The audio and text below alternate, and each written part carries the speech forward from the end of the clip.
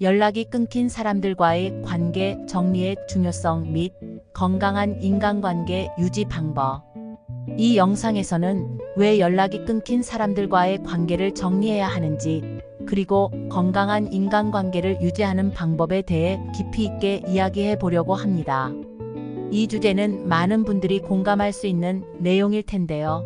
끝까지 시청해 주시고 영상이 마음에 드신다면 구독과 좋아요 부탁드립니다.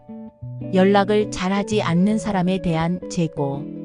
우선 연락을 잘하지 않는 사람에 대해 이야기해보죠. 인간관계는 서로의 관심과 노력이 뒷받침되어야 유지될 수 있습니다.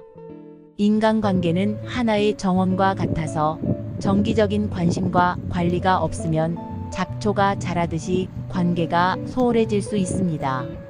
만약 누군가가 지속적으로 연락을 하지 않거나 일방적으로 연락을 끊는다면 이는 그 관계에 대한 관심 부족을 의미할 수 있습니다.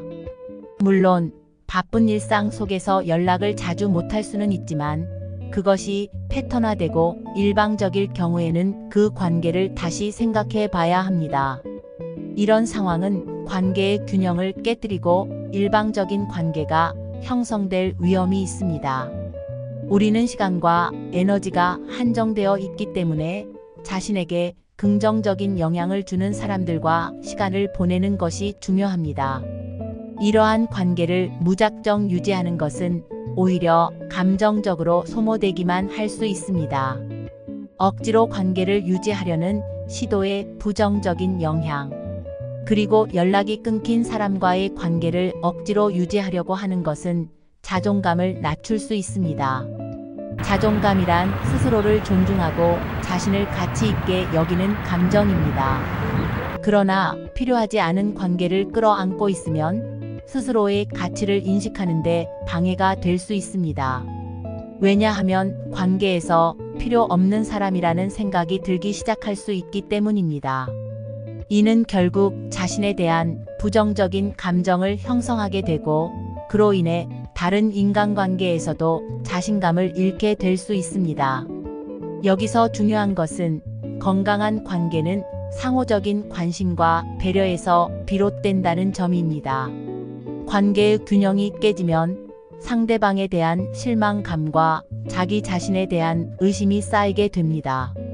연락이 끊긴 사람과의 관계를 끌어안고 있는 것은 자기 자신을 소홀히 대하는 것과 다름없습니다. 일방적인 관계의 위험성. 이제는 피해야 할 인간관계의 또 다른 예를 살펴보겠습니다. 일방적으로 연락하는 사람도 경계해야 합니다. 이는 상대방이 자신의 필요에 따라 관계를 조절하고 있다는 신호일 수 있습니다. 이러한 상황은 상대방이 자신을 필요할 때만 찾는 도구처럼 여길 때 발생할 수 있습니다. 예를 들어 필요할 때만 연락하는 사람들은 자기중심적인 성향이 강할 수 있습니다. 이는 결국 상대방이 자신의 이익을 최우선으로 하고 나의 필요는 전혀 고려하지 않는다는 것을 의미합니다. 이러한 관계는 상대방이 자신의 편의에 따라 나를 대하는 것이므로 진정한 의미의 친구나 파트너가 아닙니다. 결국 이런 관계는 지속되지 않고 오히려 스트레스를 더 유발하게 될 가능성이 높습니다.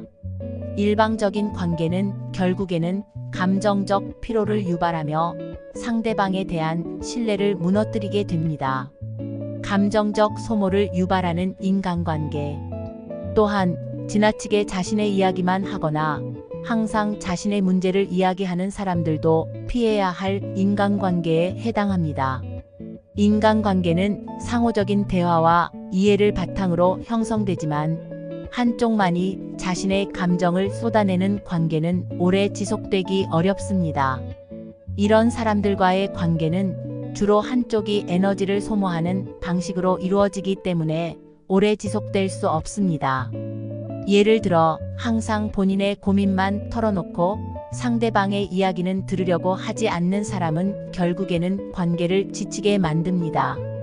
이러한 관계는 균형이 맞지 않아 감정적으로 지치게 되고 결국에는 관계가 끊어질 가능성이 큽니다. 이는 결국 한쪽이 감정적으로 소모되고 상대방에 대한 불만이 쌓이게 되는 결과를 초래할 수 있습니다. 건강한 인간관계의 핵심 요소들. 그렇다면 어떻게 해야 건강한 인간관계를 유지할 수 있을까요? 첫 번째로 중요한 것은 상호적인 관심과 존중입니다. 상호적인 관심이란 서로가 서로에게 관심을 가지고 있으며 그 관심이 일방적이지 않다는 것을 의미합니다. 좋은 인간관계는 서로에게 긍정적인 영향을 주고 함께 성장할 수 있는 기반이 되어야 합니다. 건강한 인간관계는 서로의 성장과 발전을 도모하는 데 기여하며 서로가 서로에게 힘이 되어주는 관계입니다.